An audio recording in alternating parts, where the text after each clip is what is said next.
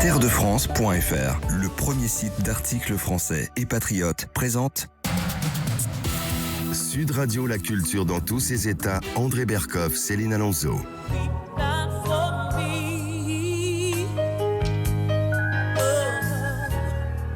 You better weep for yourself. You better weep for your children. Lise McComb sur Sud Radio, la diva américaine du gospel et de la soul, André Berkoff, qui se produit bientôt à Paris au Palais des Congrès. Ne pas dire qu'elle est alcoolique, s'il vous plaît. Elle sera La notre soul. La soul. Elle sera bientôt, aujourd'hui, notre invitée, sur Sud Radio, ainsi que Manon Altazin et ses parents, protagonistes d'un film poignant, André Berkoff, qui sort au cinéma le 10 décembre. Elle n'entend pas la moto. C'est le titre de ce film. Effectivement, c'est un documentaire effectivement qui raconte donc leur histoire, celle d'un papa et d'une maman confrontés à la surdité profonde de deux de leurs enfants.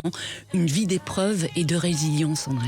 Oui, Manon Altazin, j'ai vu le film, c'est vraiment extrêmement émouvant, très très très fort.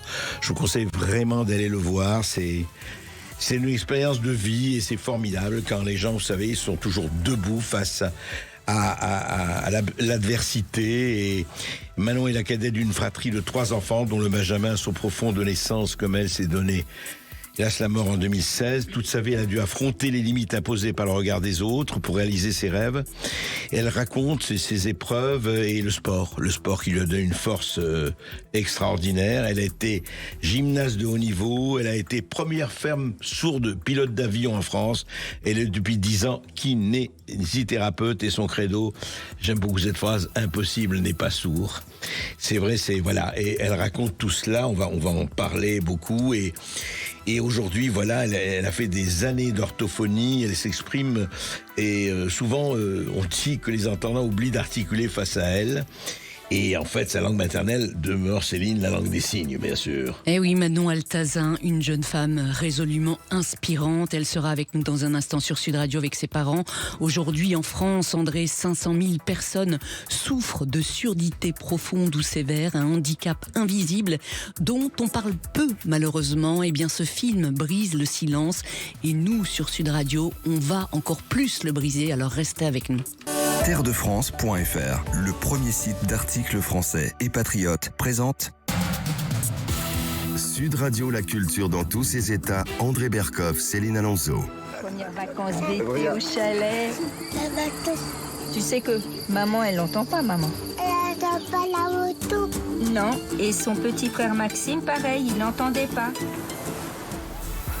Bande-annonce du film Elle n'entend pas la moto qui sort au cinéma le 10 décembre, André Berkoff, et qui raconte votre histoire, Manon Altazin, et celle de votre famille. Bonjour à vous et merci d'être avec nous sur Sud Radio avec vos parents, Laurent et Sylvie, qui vont accepter donc de venir avec vous aujourd'hui sur notre antenne pour parler de ce documentaire bouleversant qui lève le voile sur le handicap de la surdité profonde.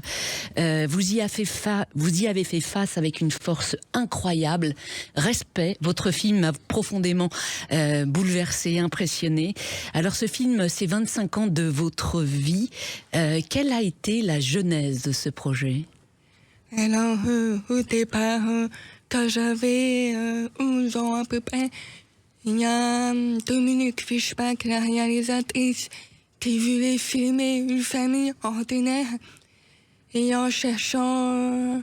il y a quelqu'un qui nous a proposé de nous recruter, donc mes parents, en ayant 3 enfants tous sourds. Et du coup, ils se sont recrutés. Et à ce moment-là, ça a été vraiment le coup de cœur. Pourquoi? Parce que elle trouvait que je suis un rebelle. J'ai un caractère, je ne me laisse pas faire. Et elle trouvait que c'était intéressant de pouvoir me filmer.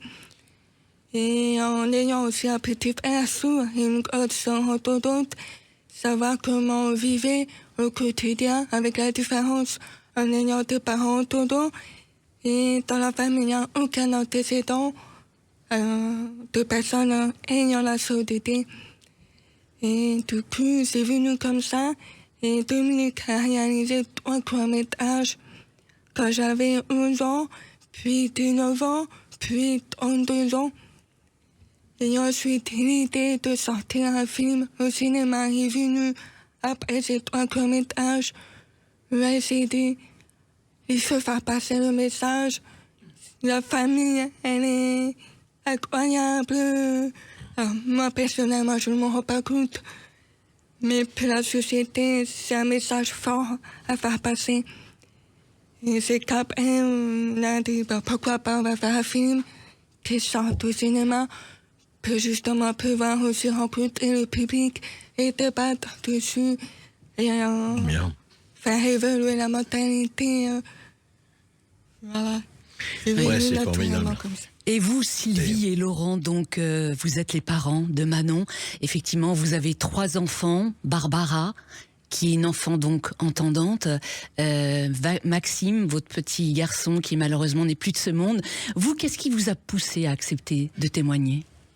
Ce qui nous pousse à témoigner, c'est surtout le combat de toutes ces familles, parce que c'est pas que notre famille, c'est beaucoup de familles qui se battent pour que leurs enfants qui sont différents puissent accéder, ne serait-ce qu'à l'école, aux activités sportives, puisqu'on s'est battu aussi pour que Manon puisse aller au sport.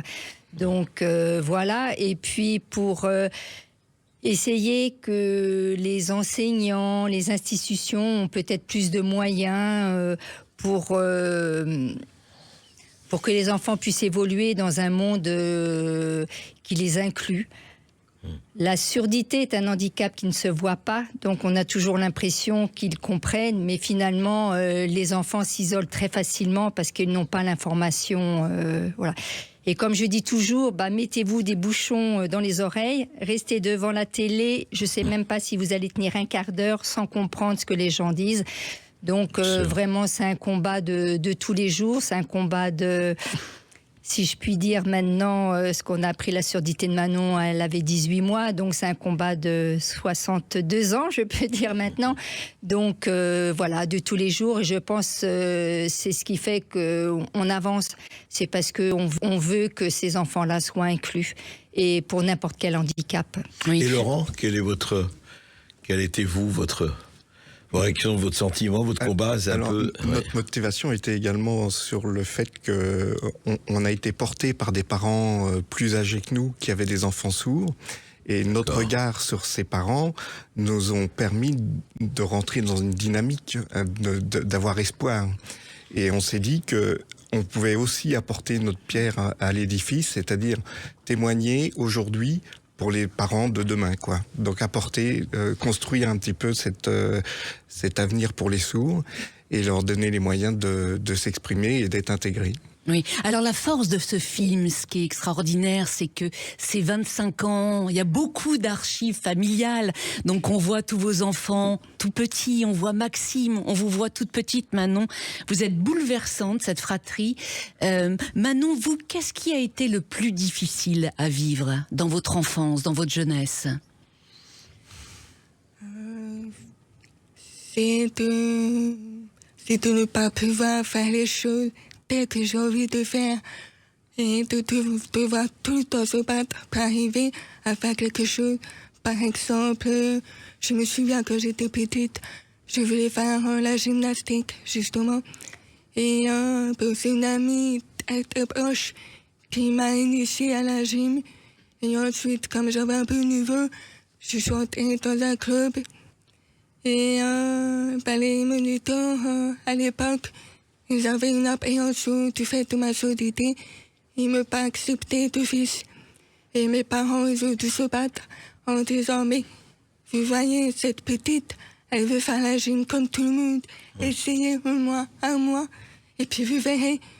Et le résultat, je suis restée pendant 15 ans et j'ai fait les championnats de France. Et c'est ça, c'est toute mon enfance. Comment dire ? Et il faut dire que c'est vrai que la gymnastique, on vous a demandé malheureusement d'arrêter ce sport parce qu'il était à risque, parce qu'il faut expliquer effectivement que toute petite, on vous a implanté ce qu'on appelle un implant cochléaire. C'est quoi exactement ? Expliquez-nous. Alors, un implant cochléaire, c'est un appareil auditif qui est plus puissant qu'une prothèse auditive dans le sens où on va subir une opération, on met à la partie interne qui comprend un aimant avec un fil et des électrodes qui traitent chaque fréquence de son et qui va venir stimuler le nerf auditif. Et ça permet d'éviter de passer par le tampon et les petits osselets. Donc moi, dans mon cas, ça a été plus bénéfique que les prothèses du fait de ma surdité profonde bilatérale. Et justement, à propos de la gym, comme j'ai été opérée à plusieurs reprises, les médecins pensaient que la gymnastique aurait été un facteur aggravant du fait des chocs répétés, du fait des mouvements que je faisais au sol, les sauts, les brilles, etc. Donc ils m'ont interdit la gym pour préserver la partie interne de la peau cochléaire. Et que finalement, aujourd'hui, avec les progrès, on aurait pu continuer. Et oui. Et à l'école, au collège, vous avez aussi dû surmonter de nombreux obstacles, Manon. Dans le film, vous dites, à l'école maternelle, ça allait. Le pire, c'était au collège. Vous avez gardé un souvenir traumatisant. Racontez-nous ce souvenir. Non. Quand au collège, c'est une période où nous sommes en découverte, on est en pleine croissance et il y a la rivalité entre les camarades. Et c'est là aussi il y a beaucoup de moquerie. Oui, c'est ça, parce qu'ils se moquent. Les enfants ne savent pas et ils peuvent être très cruels, les enfants, c'est ça. C'est terrible, hein. Tout à fait. Et comme ils connaissent pas, alors c'est pas forcément de la méchanceté, mais quand on est petit, on le prend vraiment pour une attaque personnelle et de la méchanceté. Et des fois, ça l'est. Et donc c'est plus maladroit. Et le souvenir le plus traumatisant, effectivement, c'est comme j'avais une amie entendante, ce qui est rare, m'avait invité chez elle. Et je suis allée chez ses parents. Et pour elle, c'était naturel d'avoir une copine sourde. Elle n'avait pas expliqué à ses parents du fait que je n'entendais pas. Et quand je suis arrivée, j'ai commencé à parler. Et moi, j'ai une voix de sourde. Et je lui dis, mais c'est quoi, c'est toi Et ma copine a expliqué que je suis sourde. Et c'est pour ça que je m'exprime, puisque je ne m'entends pas complètement, pour corriger ma voix, la prononciation, etc. Et en fait, ils m'ont très mal reçu et ils m'ont rejeté. Et je me suis retrouvée dans la rue. Et j'avais quand même 12 ans à l'époque. Donc c'est un souvenir qui est traumatisant. Mais comment vous avez réussi à surmonter tous ces obstacles? Et surtout, pardon Céline, ouais. Moi, je voudrais rappeler quand même, vous avez couru le marathon, vous avez gravi le Mont Blanc. Attendez, vous avez parcouru 1060 km à vélo en 10 jours en 2018. Elle a découvert la voltige aérienne et s'est lancée dans le canitrail. Pardon, c'est baptême de l'air. Vous 14 années, vous deviendrez pilote d'avion, vous intervenez régulièrement dans l'entreprise, notamment chez Airbus à Toulouse pour sensibiliser au handicap. Vous êtes vice-président de l'aéroclub des Sourds de France et pilote bénévole pour l'opération Rêve de gosse. Vous obtenez en 2021 votre brevet de pilote ULM et plusieurs permis moto, bateau et celui d'accompagnatrice en ski Gotoski. Une sacrée battante. Mais combien de personnes ont fait ça? Je veux dire, on fait la moitié du quart de ça. Je veux dire, c'est... Chapeau, quoi, chapeau. Vous êtes vraiment une femme exceptionnelle, Manon. C'est fabuleux, ça. Je ne me considère pas comme une femme exceptionnelle. Je pense que je suis quelqu'un qui aime découvrir, apprendre, vivre tout simplement. Et je suis très, très, très bien entourée, très bien soutenue. Et parce que, comme j'aime dire, seul va plus vite, ensemble va plus loin. Et c'est vraiment vrai dans le sens où c'est tout bête comme je vais aller à la gym. Si mes parents n'avaient pas été là pour laisser ma place et me défendre. Mais vous avez été très aidé. Heureusement, la famille était là. Et c'est tellement important, Alors, effectivement. J'aimerais qu'on parle à présent de votre frère Maxime Manon, qui est décédé malheureusement il y a 8 ans. Laurent et Sylvie, je vous donne la parole aussi. Oui. Qu'est-ce qu'il fait? Il est né aussi donc avec une surdité profonde. Il a eu du mal à vivre avec ce handicap. Est-ce la raison pour laquelle il a malheureusement mis fin à ses jours, Sylvie? Alors, pour moi, je dirais non. Non. Pour moi, Maxime voulait une autre vie. C'est-à-dire que Maxime a 5 ans de différence avec Manon. Manon a toujours été portée, a toujours rencontré de belles personnes pour la faire avancer au niveau du scolaire, au niveau de ses apprentissages sportive et puis pour la rééducation pour qu'elle réalise. Et malheureusement, 5 ans après, Maxime, il n'y avait plus de classe ouverte pour intégrer les sourds et pour qu'ils puissent avoir un accompagnement avec des AVS, des auxiliaires de vie scolaire. Donc Maxime, à 6 ans, s'est retrouvé si on peut dire, en intégration sauvage, c'est-à-dire seul parmi les entendants. Et du coup, au bout de quelques années, c'était une école privée qui était fort bien. Hein. Les enseignants essayaient de faire tout ce qu'ils pouvaient, mais ce pauvre enfant ne pouvait pas suivre. Donc, du coup, vers le CM1, CM2, il est allé en institution. Et là, il a repris goût.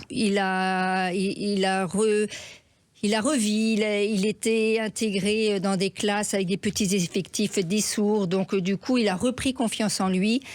Et en rentrant au collège, on a appris au bout d'un trimestre qu'il avait été mis en intégration sauvage. C'est-à-dire, il était le seul où ils étaient 2 sourds avec les entendants. Oui, c'est-à-dire que l'éducation nationale ne vous avait pas alerté qu'il était comme ça. Ni l'institution où il était, ni l'éducation nationale. Et nous, si on avait en plus enlevé notre enfant pour qu'il soit en pension alors que c'était la mort dans l'âme, parce que nous, on ne voulait pas que Maxime parte. Bien sûr, il a fallu qu'il aille en pensionnat.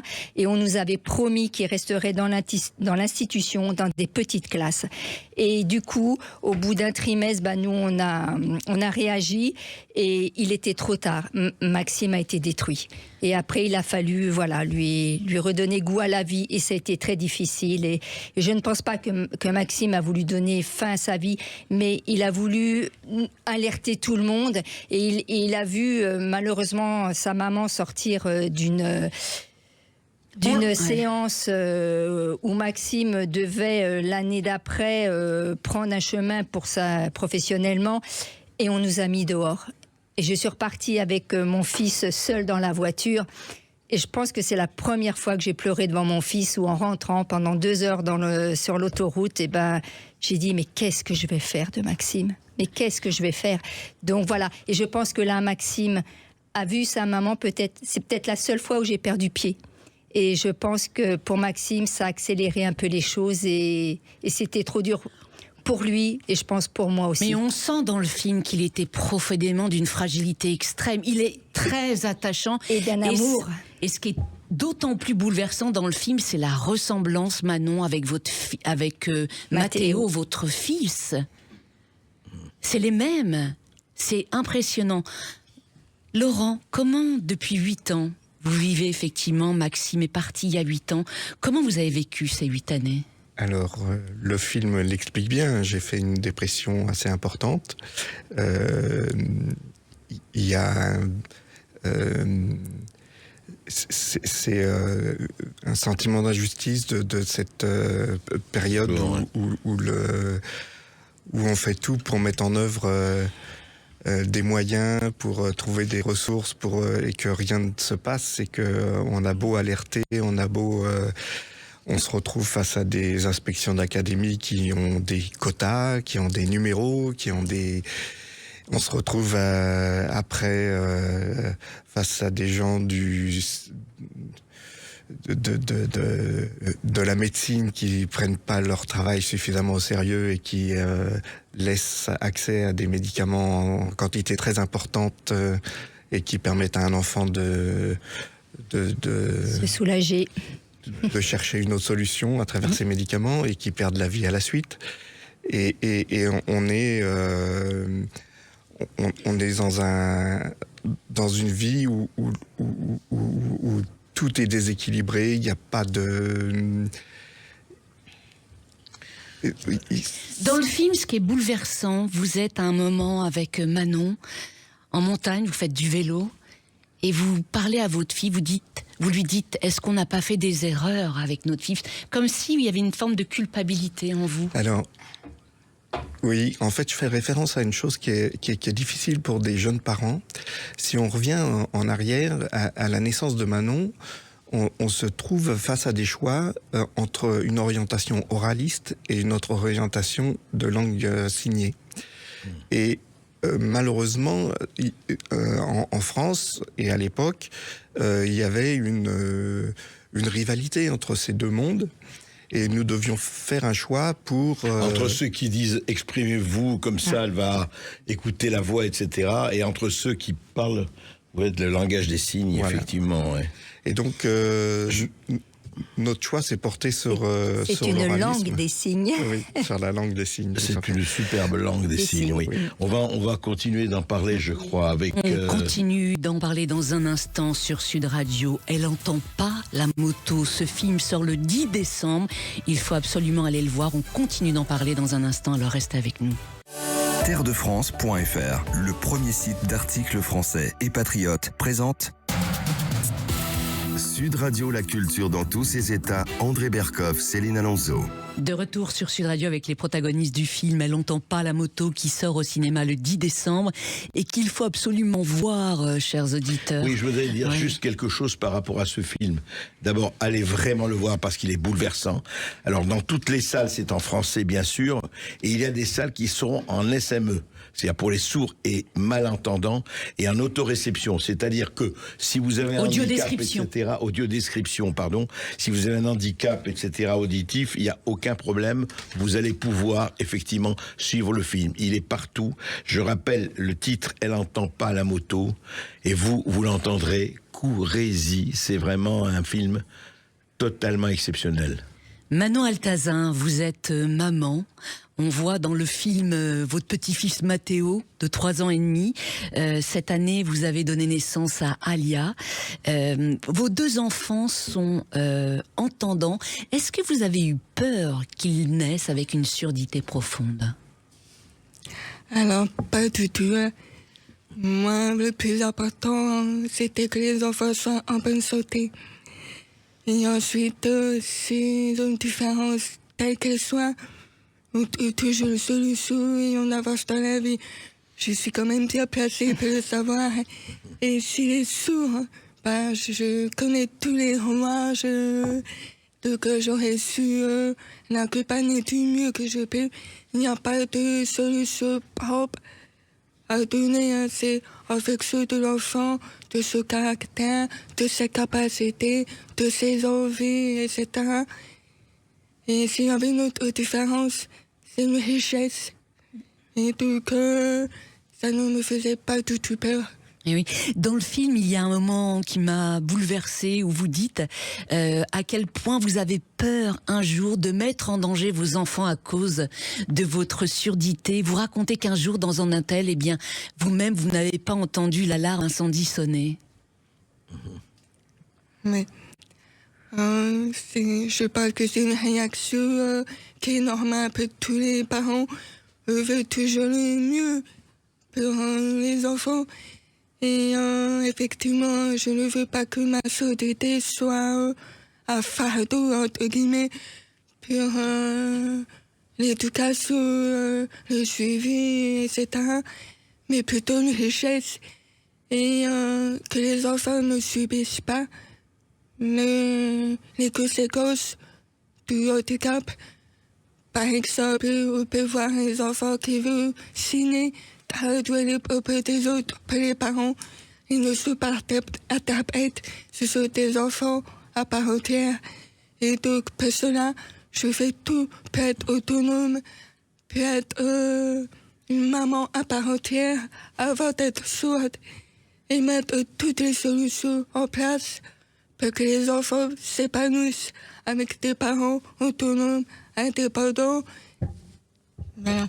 Vous êtes, vous savez, en fait, il faut le dire, vous êtes un extraordinaire exemple, enfin, d'image, d'abord, l'image d'une famille unie, comme vous l'avez été, dans les problèmes extrêmement compliqués que vous avez eu, et surtout, encore une fois, vous savez, pour les gens, moi, je crois que le grand message, et je voudrais terminer là-dessus, que les gens, vous savez, souvent se plaignent de choses qui sont tellement... quelquefois superficielles, c'est de vrais problèmes. Mais souvent, on se plaint, on chouine, on dit oui, ça va pas, etc. J'ai pas ci, j'ai pas ça, ils se plaignent. Et quand on voit vous, et quand on voit comment on arrive à faire ce que vous avez fait, et continuer à faire ce que vous avez fait avec le handicap, ça veut dire que c'est ça le message le plus formidable de résilience, j'aime pas toujours ce mot, mais de liberté et d'être une femme debout. Ça, c'est peut-être la chose la plus importante. Et je vous remercie d'être là, et je vous remercie que vous soyez la famille que vous êtes. Merci. Oui. Un mot quand même, on n'a pas eu le temps, on n'a plus beaucoup de temps, mais un mot sur votre fille Barbara.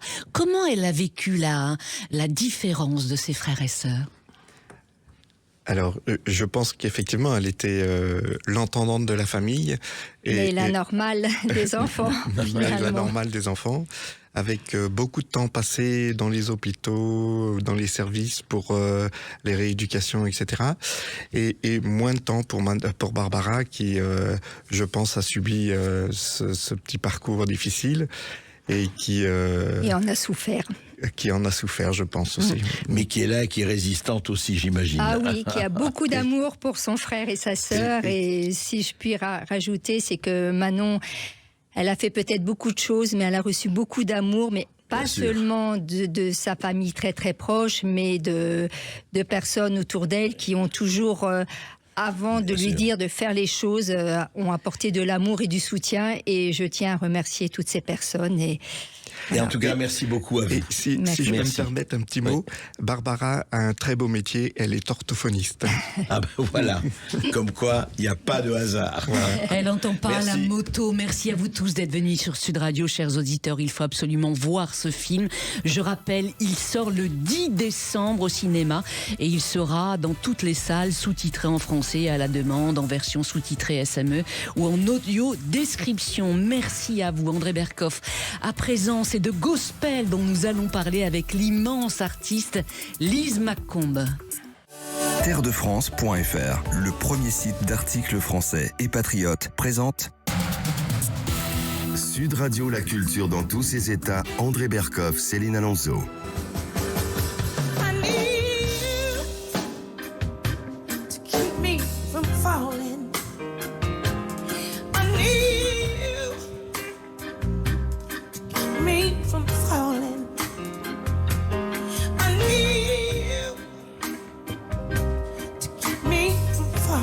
Lise McComb sur Sud Radio, André Berkoff, l'une des voix les plus grandes du gospel et de la soul.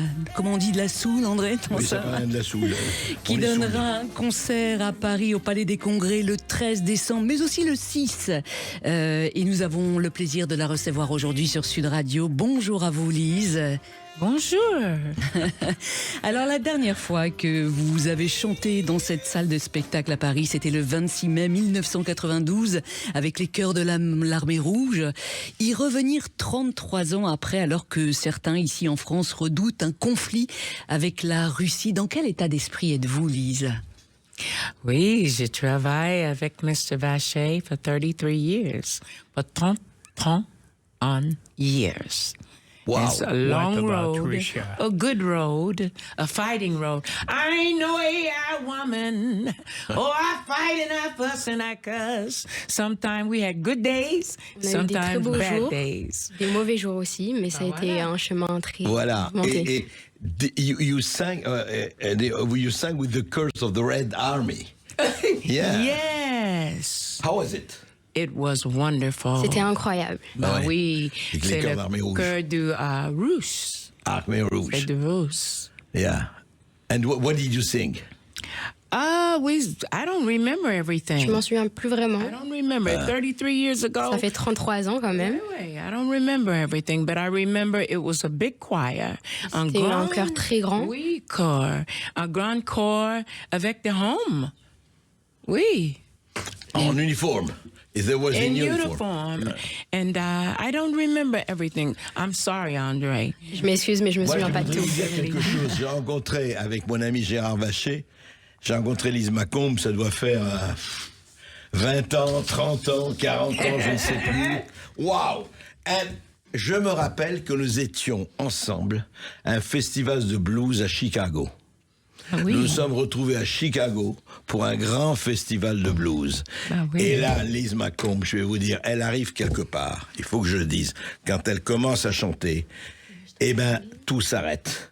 Parce que elle est fabuleuse. Si vous n'avez pas encore écouté, si vous n'avez pas eu la chance, et si vous ne savez pas quelque chose vous manque, allez voir Lise Macombe, allez entendre Lise Macombe, parce que elle a quelque chose que personne n'a dans l'univers aujourd'hui, du jazz, de la pop et du blues. Elle est elle-même. Lise, je voudrais que vous nous disiez, au fond, qu'est-ce qui vous a amené à chanter comme ça? C'était très très jeune. J'ai chanté, commencé 3 ans, 4 ans, 5 ans, comme ça. Ouais. Oui, un petit fille. Avec ma famille, comme la dame. Avec ma famille. Mais votre famille chantait aussi. Ils ont chanté dans votre famille. Oui. Oui, ma mère, elle chante. Ma grand-mère, ma sœur. Oui, c'est ma complete family. Toute la famille. Oui, toute la famille. Et qu'est-ce que vous chantiez à l'époque? C'était quoi? J'ai commencé avec du gospel, but my plaisir pour du Broadway. Moi. Ah ouais. Oui. Gospel, Oui, mais Broadway. Vous vouliez devenir une grande star de Broadway, Lise. Non, j'ai arrivé avec ma cousine à New York. Oui, elle arrive à New York, oui. Pour rendez-vous avec le repetition pour a show, The Arms Too Short to Box with God. And I came, but I was on my way to Europe. I made an audition avec le grand directeur, and après, j'ai fait l'avion au Europe. Voilà, elle est allée vers Broadway, mais après c'était l'Europe. Moi, j'aimerais savoir, Lise Macombe, qu'est-ce qui fait que vous avez décidé, vous avez consacré pratiquement toute votre carrière au gospel? Pourquoi cette musique?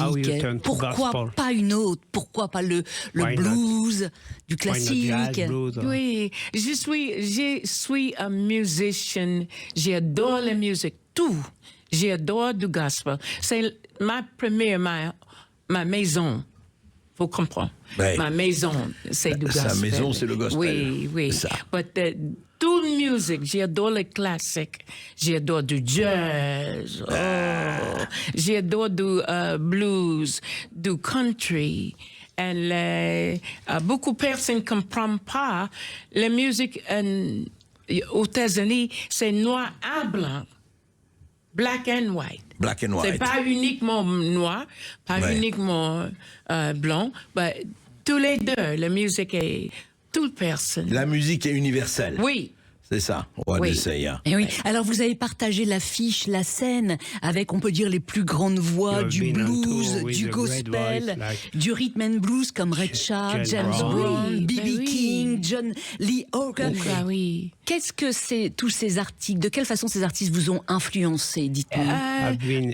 One of my favorite, my cœur, c'est Ray Charles. Yeah. J'adore le Ray Charles. J'adore James Brown un peu. J'adore la chanson de James Brown. It's a man's world. It's a man's. Yeah. But it won't be nothing. Without a woman or girl. Without a woman. Ben voilà. Alors, vous êtes une ambassadrice de la paix, et donc vous venez à Paris pour chanter effectivement ce qu'on dit, on dit ça, un Christmas. Ambassador for peace. Noël. Vous allez faire des Christmas carols, des chansons. Yes. Silent night. Holy Silent night. Oh, holy night. All is calm, all is bright, round young virgin mother and child, sleep in heavenly peace, sleep in heavenly peace. extraordinaire, Noël que j'aurais sublime. toujours aimé avoir. Lise Macomb, Noël, c'est l'une de vos fêtes les plus aimées, les plus préférées. Qu'est-ce que ça symbolise pour vous? The peace. Noël est uniquement peace. La paix. Noël, c'est la paix. Oui, l'incarnation de Dieu. C'est un peu catholique, hein? Non, mais But c'est bien. universal. C'est pas uniquement catholique ou protestant. C'est un grand cadeau de peace. Ouais. The Grand cadeau Virgin de had paix. nowhere to go. Always a woman have a hard life. Ah oui. The Virgin, oui, ben voilà. C'est pas le faute d'elle, là. Un C'est- verge. Et oui, il faut dire que vous êtes une femme très très pieuse, vous avez baigné dans la religion très jeune, et depuis 2 ans, vous êtes même, ce qui est assez rare chez les pentecôtistes, vous êtes pasteur à Oui, Cleveland.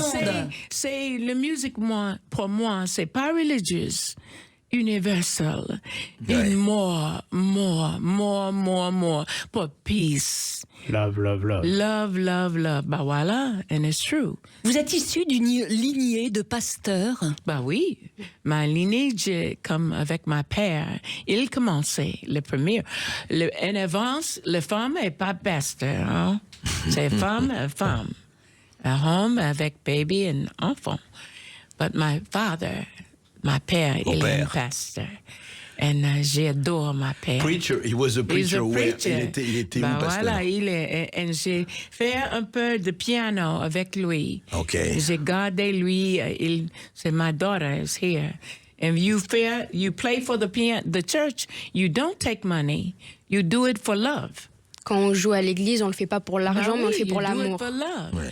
Always, and I was trained that way. Et c'est comme to ça que je me love. traînais tous les Not jours. to take money. Pas pour l'argent, Elle a commencé. mais pour l'amour. Ma papa parlait, non, c'est bon. You serve.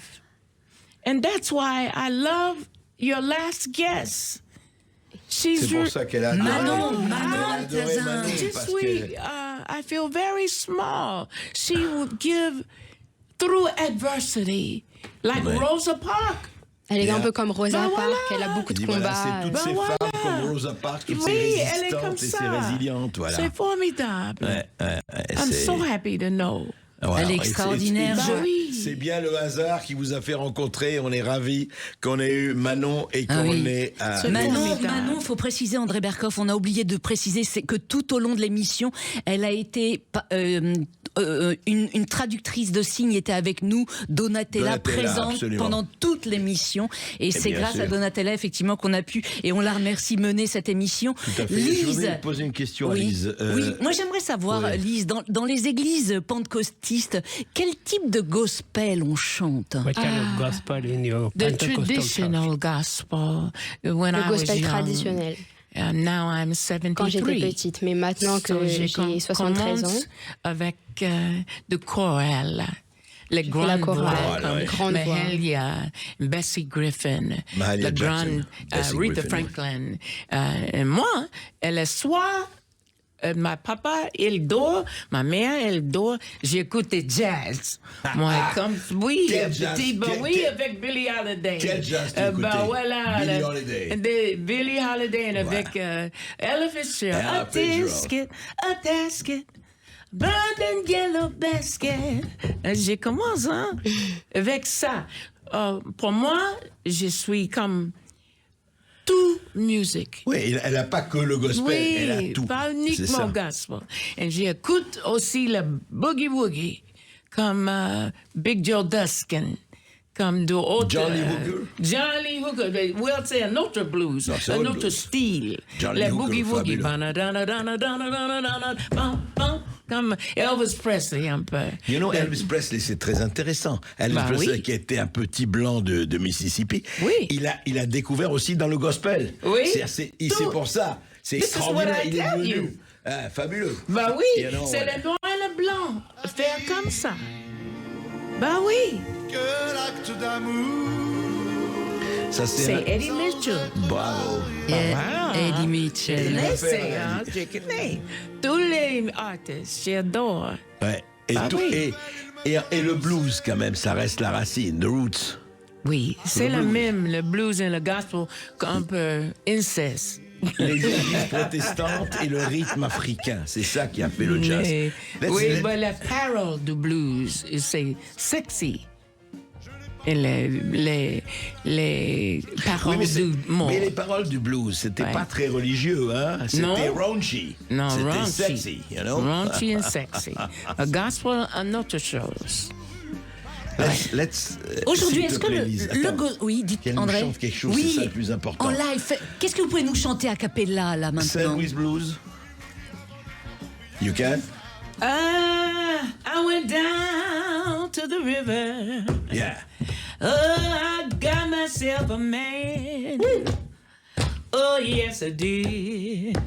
I went down to the river. Wow. And I got myself a man. Oh, yes, I did. Yeah. I am a St. Louis woman. Oh, that's what they call me. Yes, I am. C'est it. Formidable. Aujourd'hui, Lise Macomb, aux États-Unis, notamment chez les jeunes, est-ce que le gospel est toujours aussi populaire? Bah oui, c'est très populaire pour les jeunes, pour les âgés, pour les petites. C'est du gospel et beaucoup de techniques du rap. Pour les gens, the rap gospel is big at home. C'est grand aux États-Unis. Les rhythm and blues gospel and le praise and worship. It's more classic Catholic. Classique catholique, c'est joli. Céline, rappelons où et quand on pourra entendre Lise Gospel, Lise Macomb. Le 6 décembre à 20h au Palais des Congrès de Paris. Effectivement, vous produisez dans le cadre d'un concert en hommage à Quentin Tarantino exceptionnel. Oui, c'est formidable. Oui, je suis content, je suis très honoré. J'accepte pour les films. Et je chante 3 morceaux. And Preacher Man, Aretha Franklin as well, Preacher Man. Aretha Franklin, yeah. And Johnny Cash, the blues with Johnny Cash. Walk the Line? No, not the Walk the Line. It speak about a long-tongued liar. A long-tongued liar, go rambler, gambler, all night long blues, but God is going to cut you down. That's what he sings like. 13 décembre, 20h, Palais des Congrès, un concert pour Noël. Christmas concert. Christmas concert pour Noël, bah oui, on le 13. Avec autre musician, grand musician du États-Unis, Harold Johnson, Los Angeles, Mr. Reggie, Washington, New York, and Larry Crockett. From New York. C'est deux New Yorkais. Ils sont là avec les musiciens. Formidable. Oui, et comme ça. Extraordinaire. Allez voir Lise Macomb, chers auditeurs, si vous êtes à Paris le 6 décembre ou le 13 décembre. On ira tous vous voir, chère Lise. Voilà. Et Quentin Tarantino a fait un film qui s'appelle Inglourious Basterds. All the Inglourious Basterds will be there.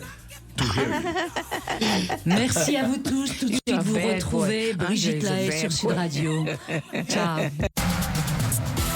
La culture dans tous ses états. André Berkoff, Céline Alonso.